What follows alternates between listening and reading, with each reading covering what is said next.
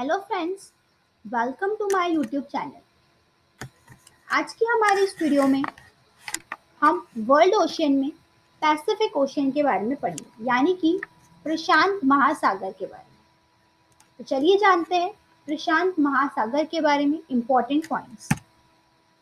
लेकिन उससे पहले अगर अभी तक आपने हमारे चैनल को सब्सक्राइब नहीं किया है तो हमारे चैनल को सब्सक्राइब करिए ताकि आपको हमारी वीडियोस की सभी लेटेस्ट अपडेट्स मिलती रहें। पैसिफिक ओशन यानी कि प्रशांत महासागर। The ocean got its name from Portuguese explorer Fernand Magellan.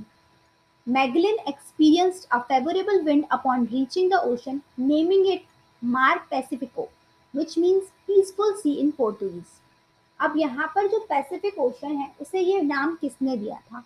तो एक पोर्टुगीज एक्सप्लोरर थे जिनका नाम था फर्डिनेंड मैगलन। तो फर्डिनेंड मैगलन ने यहाँ पर स्पेन के लिए एक सी रूट बनाया था, एक सेल रूट बनाया गया था। तो उन्होंने जब यहाँ से ट्रेवल किया तो उन्हें लगा कि ये जो ओशियन है ये बहुत ही अच्छा है, ये बहुत ही पीसफुल ओशियन है, पीसफुल सी है, यानी कि शांतिपूर्ण सी है। उन्हें ऐसा लगा तो इन्होंने पहले इसका नाम रखा था मार पैसिफिको। उन्होंने इसे मार पैसिफिको नाम दिया और बाद में इसका नाम पड़ गया पैसिफिक ओशियन। ये वर्ल्ड लार्जेस्ट ओशियन है, यानी कि ये विश्व में सबसे लार्जेस्ट ओशियन है। The Pacific Ocean is the world's largest ocean. The Pacific Ocean makes about 28% of the Earth's surface area and represents 46% of the water surface area. Pacific Ocean जो है वो अर्थ सरफेस एरिया का 28% part cover करता है और 46% water surface part जो है वो पैसिफिक ओशियन में आता है। ये आप याद रखिएगा। The area of the Pacific Ocean is larger than the total area of all of the world land masses. यानी कि जो पैसिफिक ओशियन का एरिया है वो पूरे विश्व के लैंड मास से भी ज्यादा बड़ा है। मतलब total area of the world land masses के बराबर है पैसिफिक ओशियन का एरिया। और 28% अर्थ सरफेस का ही कवर करता है और 46% ये वाटर सरफेस कवर करता है। Half of the world's free water, यानी विश्व का आधा फ्री वाटर जो है ये पैसिफिक ओशियन में आता है। It contains half of the world's free water. विश्व का सबसे डीपेस्ट ओशन यानी सबसे डीपेस्ट, सबसे गहरा ओशन जो है वो भी पैसिफिक ओशन, प्रशांत महासागर भी है। The Pacific ocean is also the deepest ocean. The western Pacific ocean is transected by a deep trench. अब जो वेस्ट पैसिफिक ओशन है यहाँ पर एक डीप ट्रेंच है जिसे हम कहते हैं मैरियाना ट्रेंच। ये बहुत फेमस है। ये सबसे डीपेस्ट पॉइंट यानी विश्व का सबसे डीपेस्ट पॉइंट आपसे पूछा जा सकता है कि विश्व का सबसे डीपेस्ट पॉइंट कौन सा है, तो Mariana trench. Mariana trench where challenges deep, the deepest point in the world with a depth of 10,984 meters and 36,037 feet. The Marianas Trench Marine National Monument was established in January 2009 through a presidential proclamation under the authority of the Antiquities Act of 1906. अब जो Mariana trench marine national monument है वो कब बनाया गया था? 2009 में बनाया गया था। प्रेसिडेंशियल प्रोक्लेमेशन यानी कि एंटिक्विटीज एक्ट 1906 में प्रेसिडेंशियल प्रोक्लेमेशन द्वारा ये बनाया गया था। 1906 में 1906 में नहीं, एंटिक्विटीज एक्ट ऑफ 1906 यानी कि ये जो एक्ट है इसके तहत यहाँ पर मॉन्यूमेंट्स बनते होंगे। तो यहाँ पर इसकी स्थापना हुई थी 2009 जनवरी में। Mariana trench marine national monument. You can experience an armchair geographical view with this fascinating animation. यहाँ पर जो ये बनाया गया है इससे आप ऐसा एक्सपीरियंस कर सकते हैं कि एक आप आर्म चेयर पर बैठे हुए हैं। एक आर्म चेयर जोग्राफिकल व्यू आपको यहाँ देखने के लिए मिलता है क्योंकि यहाँ पर जो मैरियाना ट्रेंच है ये विश्व का सबसे डीपेस्ट पॉइंट है। And the average depth of the, जो एवरेज डेप्थ है पैसिफिक ओशन की वो है 4000 मीटर्स यानी कि 13,000 फीट।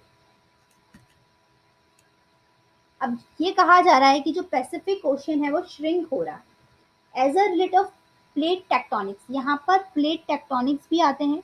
तो the Pacific ocean is shrinking by रफली 0.5 किलोमीटर स्क्वायर पर ईयर। हर साल ये 0.5 किलोमीटर स्क्वायर जो है वो श्रिंक हो रहा है। The last 180 million years as the plate move towards one another. अब प्लेट टेक्टोनिक्स से जो प्लेट्स होती हैं वो एक दूसरे की तरफ यहाँ मूव कर रही हैं, तो उन प्लेट टेक्टोनिक्स की वजह से ये हर साल 0.5 किलोमीटर स्क्वायर जो है वो श्रिंक हो रहा है, यानी कि सिकुड़ रहा है। अब पैसिफिक ओशियन में यहाँ पर रिंग ऑफ फायर भी पाया जाता है, पैसिफिक रिंग ऑफ फायर। तो पैसिफिक रिंग ऑफ फायर क्या है? तो ये दुनिया का सबसे बड़ा active volcano, world active volcano, दुनिया में से एक एक्टिव वॉल्केनो यहाँ पर पाया जाता है, पैसिफिक रिंग ऑफ फायर। ये बहुत ही ज्यादा फेमस एक्टिव वॉल्केनो है। Most of the world active volcanoes are located under water and occur in an area. दुनिया के ज्यादातर वॉल्केनोज जो हैं, एक्टिव वॉल्केनोज की बात हो रही है, वो यहाँ पैसिफिक ओशन में पाए जाते हैं और इसीलिए इसे रिंग ऑफ फायर भी कहा जाता है। मतलब ज्यादा से ज्यादा एक्टिव वॉल्केनो जो विश्व के हैं वो पैसिफिक ओशन में पाए जाते हैं, इसीलिए इस जगह को रिंग ऑफ फायर कहा गया है। More than 450 volcanoes stretch for 40,000 and 250 kilometers in a U shape from the southern tip of South America along the west coast of North America। यानी यहाँ से कम 450 वॉल्केनोज यहाँ पर स्ट्रेच हो रहे हैं, और ये जो है ये 40,250 किलोमीटर्स का यहाँ एरिया, यानी कि 25,000 मील्स का एरिया यहाँ पर ये कवर करते हैं। This represents more than 75% of the world's active and dormant volcanoes। और ये कितना कवर करता है? ये विश्व का 75% एक्टिव वॉल्केनोज कवर करता है, यानी विश्व के 75% एक्टिव वॉल्केनोज यहाँ पैसिफिक ओशन में यहाँ पाए जाते हैं। Ring of fire is also an area of frequent earthquakes. और रिंग ऑफ फायर यहाँ पर ही वॉल्केनो आता है, जो ये एरिया है, और ये रिंग ऑफ फायर जो है यहाँ पर अर्थक्वेक्स यानी कि भूकंप भी आते हैं। With 90% of the world earthquakes occurring in this area। 75% active volcanoes यहाँ हैं और 90% यहाँ पर अर्थक्वेक इस एरिया में आते हैं, ये रिंग ऑफ फायर नहीं आते, तो इसलिए पैसिफिक ओशन ज्यादा फेमस है। अब अगर हम बात करें गाइड्स एंड प्लास्टिक पोल्यूशन, तो ये क्या होता है? ये होता है चक्रगति। Guides, large circular current in the oceans have helped to make the Pacific Ocean the most polluted ocean in the world। अब पैसिफिक ओशन विश्व का सबसे लार्जेस्ट ओशन तो है ही, लेकिन यहाँ पर पैसिफिक ओशन विश्व का सबसे पॉल्यूटेड यानी कि प्रदूषित ओशन भी कहा गया है। क्यों कहा गया है? क्योंकि यहाँ पर गाइड्स क्या होते हैं? चक्रगति। यहाँ पर जो ओशन का करंट है, जब वो तेजी से घूमता है, तो इस वजह से वो पैसिफिक ओशन के पानी को और ज्यादा पॉल्यूटेड बना देता है। The north Pacific guides is home to the greatest Pacific garbage patch. अब यहाँ पर जो नॉर्थ पैसिफिक ओशन है, नॉर्थ की तरफ से जो गाइड्स यानी कि जो चक्रगति आती है, उस वजह से यहाँ ज्यादा से ज्यादा गार्बेज पैच इकट्ठा हो जाता है। And enormous accumulations of marine debris and trash that circulates in two distinct zones। A study from 2014 found that the Pacific Ocean hold almost 2 trillion pieces of plastic। अब 2014 में यहाँ पर जो रिपोर्ट जारी की गई थी, उसके अनुसार जो पैसिफिक ओशियन है, यहाँ पर कम से कम 2 ट्रिलियन प्लास्टिक के पीसेस मिलते हैं। About a third of all plastic pollution in the world ocean. और विश्व में जितने भी ओशियंस हैं, तो विश्व के ओशियंस का 1/3% प्लास्टिक पॉल्यूशन जो है वो पैसिफिक ओशियन में पाया जाता है, तो इसलिए ये सबसे पॉल्यूटेड ओशियन भी है। इसके बाद अगर हम बात करें तो farthest location in the ocean from land. अब इस ओशियन में और भी कुछ लोकेशन है, जैसे कि हमने रिंग ऑफ फायर देख लिया, मैरियाना ट्रेंच देख लिया। इसके अलावा यहाँ पर एक पॉइंट है जिसका नाम है point Nemo. The Pacific ocean is home to point Nemo, a pole of inaccessibility that marks the further location from the ocean to the nearest coastline। Point Nemo एक ऐसा पॉइंट है पैसिफिक ओशन में जो बाकी के जो location है coast line से नियरेस्ट उनको मार्क करता है। From the Latin meaning no one. अब पॉइंट नेमो का मतलब क्या होता है? तो लैटिन भाषा में पॉइंट नेमो का मतलब होता है no one. Got its name from Jules Verne captain Nemo. और ये नाम किसके द्वारा रखा गया था? ये जूल्स वर्नी कैप्टन नेमो के द्वारा रखा गया था, who roams the ocean in his submarine, जो कि सबमरीन के थ्रू उस ओशन में गए थे, तो उनके द्वारा ये पॉइंट नेमो नाम रखा गया था। और ये पॉइंट नेमो जो है, यानी कि पोल ऑफ इनएक्सेसिबिलिटी, ये भी है, पाया जाता है पैसिफिक ओशन के अंदर। इसके बाद spacecraft cemetery. Spacecraft cemetery क्या है वो समझ लेते हैं।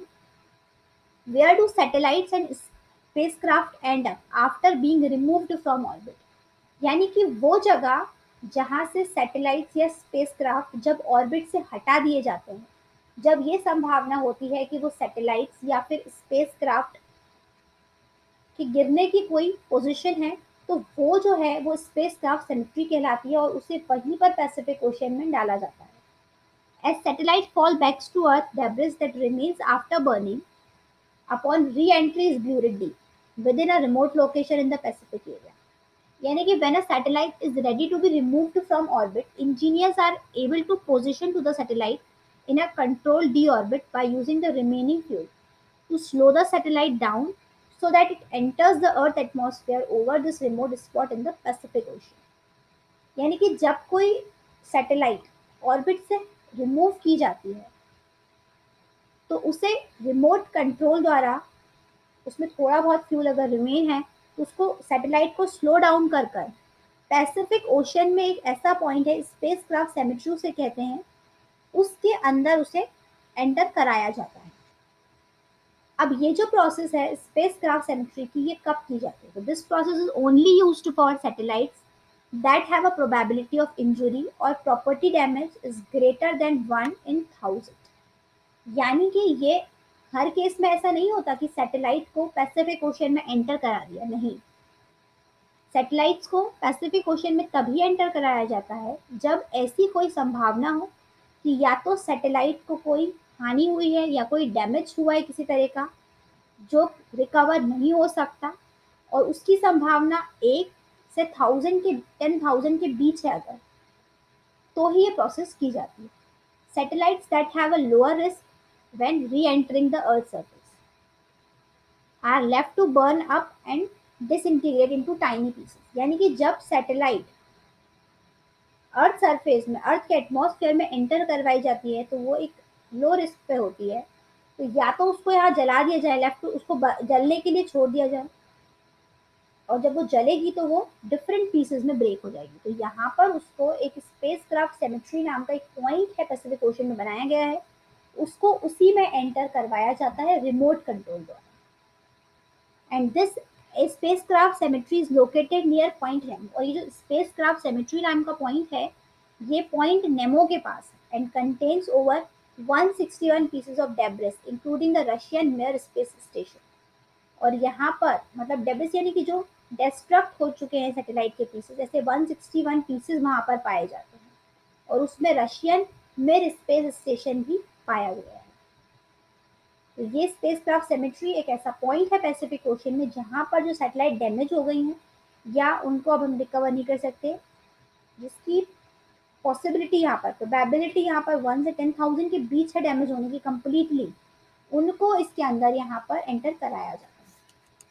क्या समझ गए होंगे स्पेसक्राफ्ट सेमेट्री। इसके बाद व्हाइट शार्क केव। अब पैसिफिक ओशन में यहाँ पर ये एक शार्क की प्रजाति है, व्हाइट शार्क केव इसे कहते हैं, तो ये यहाँ पर पाई जाती है। The Pacific ocean is also home to the white shark cave, a distant location of the coast of Baja California that scientists are still trying to figure out why these sharks hang out there। यानी कि जो white shark केव है, ये सिर्फ Pacific ocean में ही पाई जाती है। Scientist आज भी यहाँ पर ये जानने की कोशिश कर रहे हैं कि ये जो शार्क हैं, ये सिर्फ इस पैसिफिक ओशन में ही क्यों आते हैं। ये व्हाइट शार्क केव है, ये शार्क की एक तरह की प्रजाति है जो कि पैसिफिक ओशन में ही मोस्टली पाई जाती है। तो ये पैसिफिक ओशन था। यहाँ पर इसका जो डीपेस्ट पॉइंट है वो है मैरियाना ट्रेंच। यहाँ पर जो वॉल्केनोज, एक्टिव वॉल्केनोज का पार्ट है उसे रिंग ऑफ फायर कहा गया। यहाँ पर 75% विश्व के वॉल्केनोज जो है वो यहाँ पर पाए जाते हैं। 90% अर्थक्वेक्स भी इसी पार्ट में, पैसिफिक ओशन के ही पार्ट में यहाँ पर आते हैं। इंपॉर्टेंट पॉइंट्स थे पैसिफिक ओशन से रिलेटेड, आप याद रखिएगा। अब चलते हैं अपने मोटिवेशनल कोट की तरफ। असल में असंभव कुछ भी नहीं, ये सिर्फ आपकी सोच में है। आज की वीडियो में बस इतना ही। अगर आपको पैसिफिक ओशन से रिलेटेड कोई भी क्वेश्चन है तो आप हमें कमेंट बॉक्स में कमेंट करके बता सकते हैं। अगर आपको हमारी वीडियो पसंद आई हो तो इसे लाइक करिए, शेयर करिए अपने दोस्तों के साथ और हमारे चैनल को सब्सक्राइब करिए ताकि आपको हमारी वीडियो से रिलेटेड सभी अपडेट्स मिलती रहें।